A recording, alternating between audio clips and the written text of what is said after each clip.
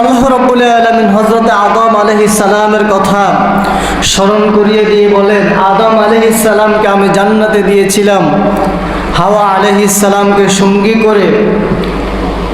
তখন হযরত আদম আলাইহিস সালামকে শুধুমাত্র একটা সীমানা দেখিয়ে দিয়েছিলেন যে ওই সীমানায় যাওয়া যাবে না, এই জান্নাত পুরোটাই তোমার, যেখানে ইচ্ছা যেদিকে ইচ্ছা যেটাই তোমার ইচ্ছা পোষণ করবে সেটাই গ্রহণ করবে, কিন্তু আল্লাহর সীমানা হলো ওই স্থানে তুমি যেতে পারবা না, ওটা আল্লাহর নিষিদ্ধ জায়গা।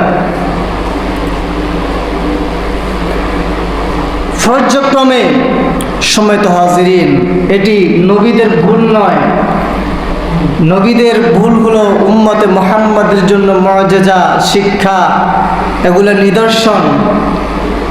আল্লাহ রাব্বুল আলামিন আদম আলাইহিস সালামকে স্মরণ করিয়ে দিয়ে আমাদেরকে বলছেন, আদম আলাইহিস সালাম দোয়া করেছিলেন, রব্বানা যালামনা আনফুসানা ওয়া ইল্লাম তাগফির লানা ওয়া তারহামনা লানাকুনান্না মিনাল খাসিরিন।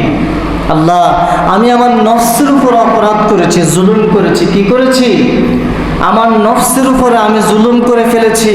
ওয়া ইল্লাম তাগফির লানা, আপনি ছাড়া তো আমাকে আর ক্ষমা করার কেউ নয়। ওয়া তারহামনা, আমি আপনার রহমতের কামনাকামী, আপনি ছাড়া আমাদেরকে রহমত করার, করুণা করার আর কেউ নেই। লানাকুনান্না মিনাল খাসিরিন, যদি আপনার করুণা আমাদের প্রতি না হয়, আপনার দয়া যদি আমাদের প্রতি না হয়, আমরা ক্ষতিগ্রস্ত হয়ে যাব। এই শিক্ষা কার?